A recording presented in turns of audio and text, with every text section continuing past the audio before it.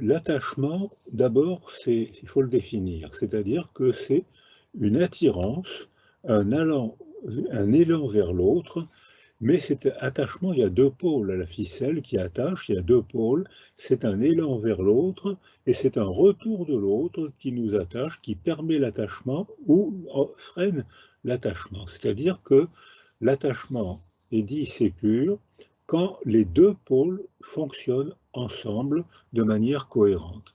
Donc moi j'ai proposé la métaphore du tissage du lien, ce qui est du classique, mais aussi du tricotage du lien pour bien dire que cet attachement sécure se tricote geste à geste, mot à mot, au cours de la vie quotidienne. C'est donc très différent, c'est même radicalement différent de l'amour qui est hyper conscient, qui est brûlant, et alors que l'attachement, c'est tellement quotidien qu'on ne s'en rend pas compte, ou plutôt qu'on ne s'en rend compte que lorsqu'il vient à manquer. Alors, cette attirance vers l'autre, s'il n'y a pas d'autre, eh bien, il n'y a pas de lien d'attachement, et dans ce cas-là, tous les développements s'arrêtent et on a une mort psychique qui précède la mort physique. Mais une fois que le lien commence à se tisser, de manière préverbale, tout à l'heure je reprendrai ça provoque un sentiment de confort, de sécurité, qui invite à l'exploration du monde. Donc on ne peut explorer le monde que si auparavant on est attaché et on ne peut apprendre à parler que si auparavant on a une figure d'attachement et à l'école on ne peut éprouver le plaisir d'apprendre que si auparavant on a tissé un attachement sécure qui nous a donné confiance en soi, estime de soi et qui nous donne le plaisir d'apprendre à l'école. Donc ça, je le souligne parce que les 2 sont associés.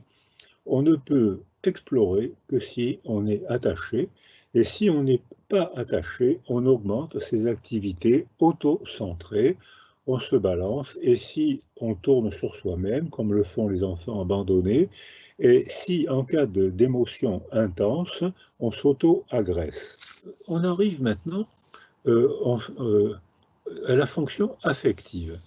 Le bébé arrive au monde et la deuxième niche sensorielle, elle est structurée par maman très rapidement et associée par papa. La deuxième figure d'attachement associée et différenciée.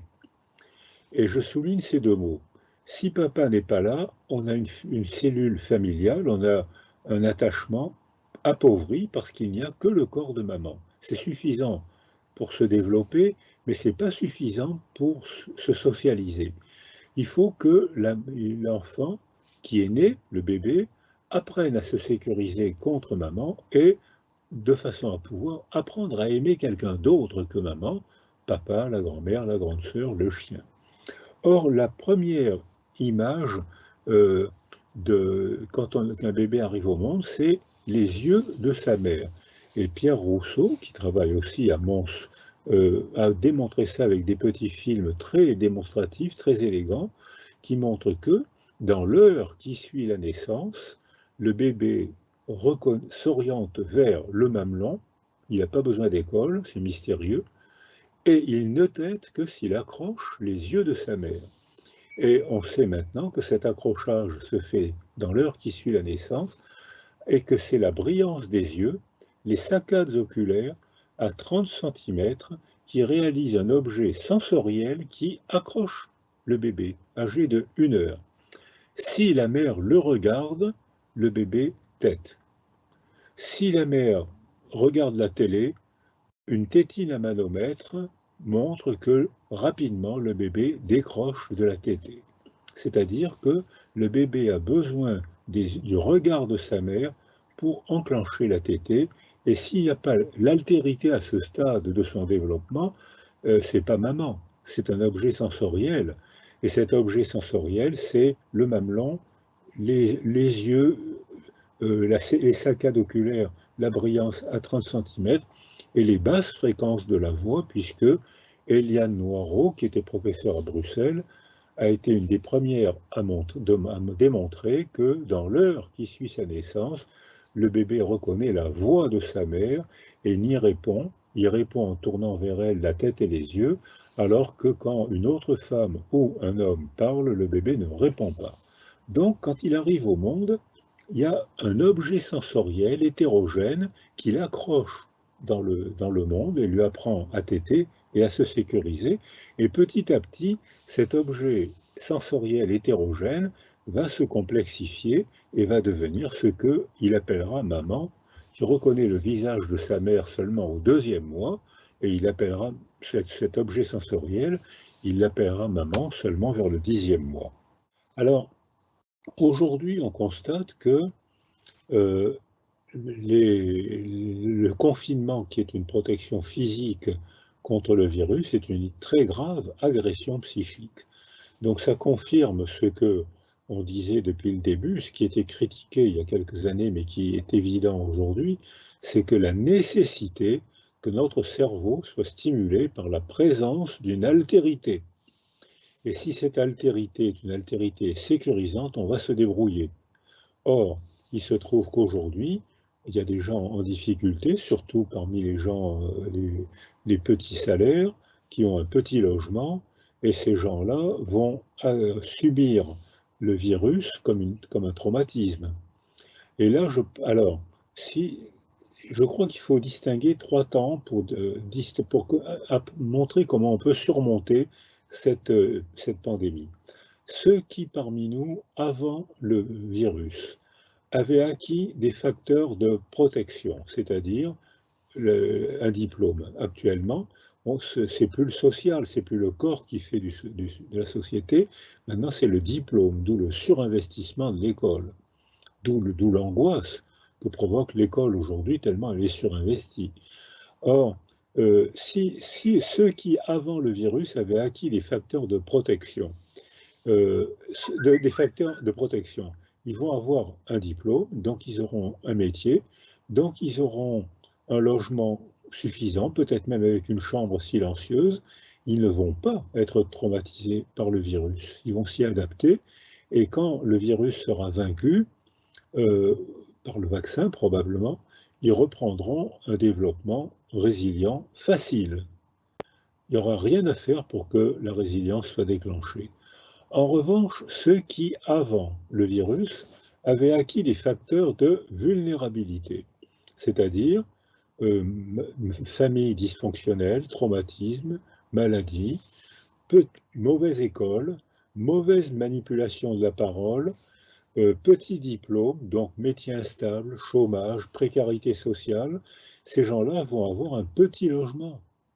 Donc ils vont se retrouver à 4 ou 6 dans 20 mètres carrés, avec une télévision qui marche jour et nuit, impossibilité de se reposer, troubles du sommeil, augmentation de l'alerte. Là, en France, le premier signe psychiatrique du confinement, ça a été l'augmentation de la violence conjugale, 48 heures après. Donc on voit que ceux-là vont vivre le confinement comme un véritable traumatisme. Et s'ils ne sont pas soutenus à la sortie, à la mort du virus, eh bien ceux-là vont, comme je le disais tout à l'heure, le trouble va devenir pérenne, ils vont s'installer dans la difficulté relationnelle, dans les troubles de la mémoire, le trouble de l'apprentissage, et là, il y aura des dégâts. Or, ces dégâts qui sont plus facilement réparable chez les petits-enfants à cause du bouillonnement cérébral. Le cerveau est en développement faramineux dans les petites années, eh bien, à l'adolescence, c'est très grave. Et ça, je sais que notre président a été bien alerté même de ça. Les bébés, les petits-enfants qui prendront du retard à l'école vont rapidement le rattraper. Mais pour les adolescents, c'est très grave parce que c'est le moment de l'élagage synaptique. C'est-à-dire que c'est le moment où le cerveau fonctionne avec moins de neurones. Et cette réduction de neurones est un bon signe d'efficacité du fonctionnement cérébral.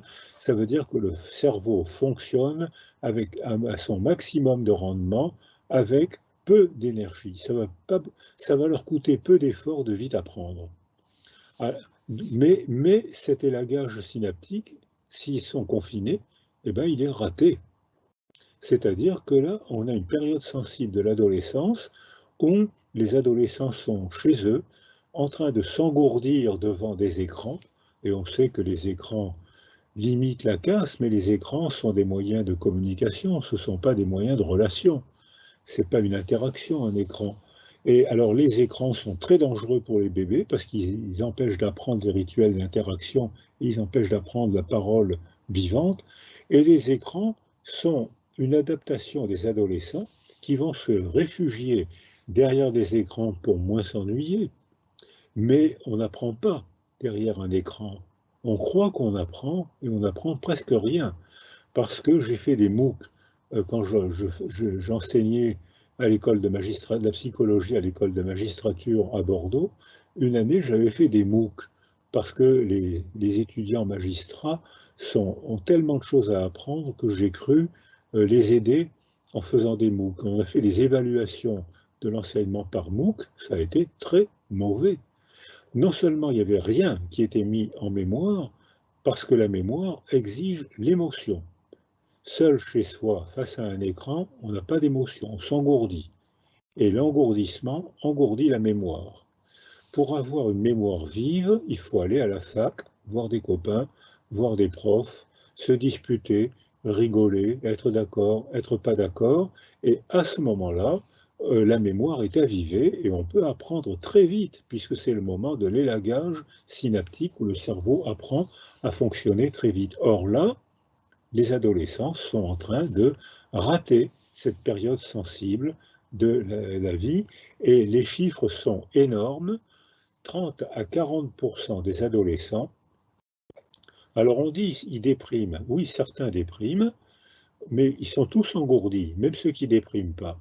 Donc leurs apprentissages sont ralentis. Donc là, ça risque d'être, pour cette génération en tout cas, ça risque d'être un dégât d'apprentissage, d'un dégât universitaire énorme, tant que dure le virus. Donc là, il y a 1 an ou 2, avec des dégâts énormes, ralentissement des apprentissages pour tous et dépression pour 30 à 40% d'entre eux. C'est un chiffre faramineux à une période sensible de la socialisation.